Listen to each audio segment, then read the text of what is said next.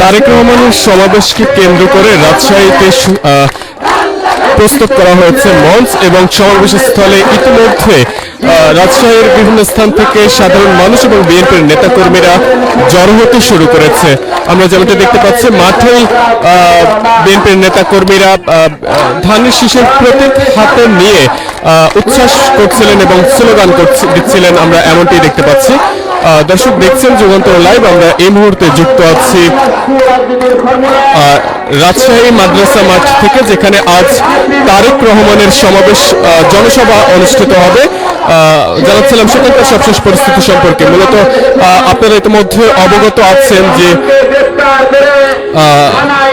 ত্রয়োদশ জাতীয় সংসদ নির্বাচনকে কেন্দ্র করে ইতিমধ্যে সবগুলো দল তাদের নির্বাচনী প্রচারণার কাজ শুরু করেছেন এবং সেই ধারাবাহিকতায় বিএনপির পক্ষ থেকে বিএনপির চেয়ারম্যান তারেক রহমান তিনিও তার নির্বাচনী প্রচারণার কাজ শুরু করেছেন এবং ইতিমধ্যে সিলেট, চট্টগ্রাম সহ ময়মনসিংহ বেশ কয়েকটি জায়গাতেই কিন্তু তিনি তার নির্বাচনী কার্যক্রম চালিয়েছেন এবং আজকে চতুর্থবারের মতো নির্বাচনী প্রচারণার কাজে অর্থাৎ চতুর্থতম জায়গাতে আসছেন তিনি রাজশাহীতে, এবং রাজশাহীতে তিনি তার নির্বাচনী জনসভার কাজ করবেন। আজ দুপুর 2টা নাগাদ তার এই জনসভায় অংশ নেওয়ার কথা রয়েছে। প্রথমে তিনি রাজশাহী বিমানবন্দরে এসে মাজার জিয়ারতে যাবেন, সেখান থেকে তিনি দুপুর 2টা নাগাদ এই জনসভা স্থলে এসে প্রধান অতিথির বক্তব্য প্রদান করবেন, এমনটি কিন্তু সময় দেওয়া হয়েছে। ইতিমধ্যে সেই সমাবেশ স্থলে রাজশাহীর বিভিন্ন জায়গা থেকে বিএনপির নেতাকর্মীরা আসতে শুরু করেছে এবং আমরা যদি একটু দেখাই চারপাশে যে এই রাজশাহীর যেই জায়গাটিতে মাঠ প্রস্তুত করা হয়েছে জনসভার জন্য, সেখানে কিন্তু বিভিন্ন জায়গা থেকে খন্ড খন্ড মিছিল নিয়ে বিএনপির নেতাকর্মীরা এখানে জড়ো হতে শুরু করেছে। বাংলাদেশে যত স্বৈরাচারের দেশে ছিল সকলের পতন ঘটেছে। দক্ষিণ সাইডের রাস্তার উপরে অনুগ্রহ করবেন, দয়া করে কেউ গায়ে রাখবেন না। একটু কথা বলি, তারেক রহমান রাজশাহীতে আসছেন এবং 17 বছর পর দেশে, তার কাছে কি প্রত্যাশার জায়গা রয়েছে? সারা বাংলাদেশ একটি নৈরাজ্যের মধ্যে অবস্থান করছিল।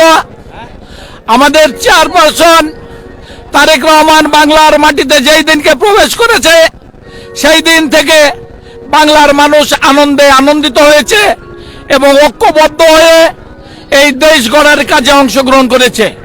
আরেকটি আমরা দেখছি বাংলাদেশ জাতীয়তাবাদী দলের নেতাকর্মীরা জিয়াউর রহমানের আদর্শে যেমন আদর্শিত হয়েছিল, জনাব তারেক রহমানের নির্দেশে একেবারে প্রহরীর মতো, সৈনিকের মতো তার অর্ডার হুকুম অক্ষর অক্ষরে আমরা পালন করছি। আগামী দেশ গড়ার জন্য আমরা সার্বিকভাবে সর্বাত্মকভাবে ধানের শীষের পক্ষে ইনশাল্লাহ কাজ করব এবং ধানের পক্ষে সরকার গঠন করে এই দেশকে একটি সমৃদ্ধ দেশ হিসেবে গড়ে তুলব, শিক্ষিত দেশ হিসেবে গড়ে তুলব, সন্ত্রাস মুক্ত দেশ হিসেবে গড়ে তুলব। এই আমাদের আশা, এই আমাদের উদ্দেশ্য এবং লক্ষ্য। যেমনটি শুনছিলেন যে আজকে যে তারেক রহমানের নির্বাচনী জনসভা এখানে অনুষ্ঠিত হচ্ছে রাজশাহীতে, সেখানে রাজশাহীর যারা নেতাকর্মী রয়েছে তারেক রহমানের আশাকে কেন্দ্র করে তাদের কি প্রত্যাশা রয়েছে তার কাছে, সে সম্পর্কে বলছিলেন তারা। দর্শক দেখছেন যুগান্তর লাইভ, যুক্ত আছি এই মুহূর্তে রাজশাহী থেকে, দেখানোর চেষ্টা করছি তারেক রহমানের নির্বাচনী জনসভার সবশেষ পরিস্থিতি সম্পর্কে। আজকে তিনি রাজশাহীতে আসবেন এবং এসে তিনি তার নির্বাচনী জনসভায় অংশ নিয়ে প্রধান অতিথির বক্তব্য প্রদান করবেন। যদিও তিনি ইতিমধ্যে তাকে কেন্দ্র করে মূলত রাজশাহীর মাদ্রাসা মাঠে নির্বাচনী জনসভার মঞ্চ প্রস্তুত করা হয়েছে এবং আজ দুপুর 2টা নাগাদ তারেক রহমান এখানে আসবেন, এসে তিনি তার প্রধান অতিথির বক্তব্য প্রদান করবেন এবং সে কারণে কিন্তু ইতিমধ্যে সকাল থেকে রাজশাহীর বিভিন্ন স্থান থেকে বিএনপির নেতাকর্মীরা খণ্ড খণ্ড মিছিল নিয়ে এই জনসভা স্থলে আসতে শুরু করেছেন। দর্শক, আমরা আবারও যুক্ত হব যুগান্তরের অন্য লাইভে। ততক্ষণ পর্যন্ত সকলে ভালো থাকুন, সুস্থ থাকুন, সেই সাথে থাকুন যুগান্তরের সাথেই। সমাবেশ সফল করার জন্য